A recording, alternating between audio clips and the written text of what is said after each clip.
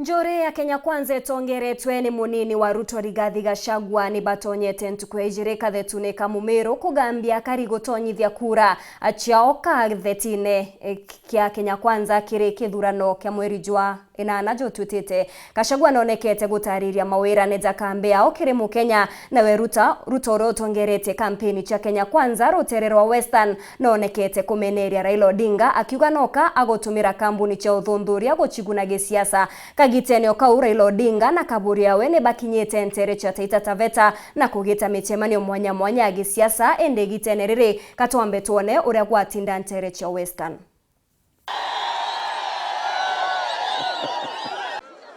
Tafadhali watu wa kuzimia na wale ambao ni sponsors wao, wacheni kusumbua wa Kenya. Muko na masharti mengi na ukora mwingi. Tunawaambia hiyo maneno mnazungusha mambo ya opinion poll. Tunajua ni njama yenu, kwa sababu mnajua huyu mtu ya kitendawili tutamshinda asubuhi na mapema. Ndio mumeanza kutuletea masharti. Mara mnasema hamutaki kwenda kwa uchaguzi bila manual register. Mara mnasema eti hamuna imani na IEBC. Mara mnasema ati muko na shida na mambo ya uchaguzi. Ndio hiyo mumeenda sasa kwa opinion poll.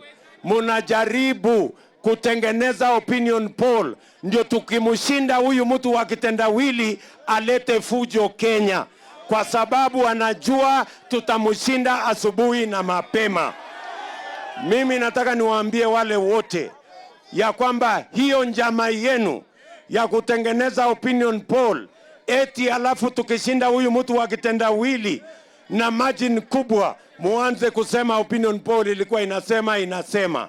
Sisi tunataka tuwaambie, wacheni kutusumbua na mambo ya opinion poll. Hawa wananchi wa Kenya tayari wameamua, na hiyo kwa opinion poll yenu mnatuambia ati wa Kenya zaidi ya 2,000,000 hawajaamua nani watapigia kura. Mimi nataka niulize nyinyi watu wa Mount Elgon, bado kuna mtu hapa hajaamua nani atapigia kura? Bado kuna mtu hajaamua? Kila mtu ameamua? Hebu nione wale wanasema wameamua. So tunawaambia nyinyi matapeli wa opinion poll, sisi tunawaambia wacheni kutafuta njia ya kitendawili kukataa matokeo ya uchaguzi.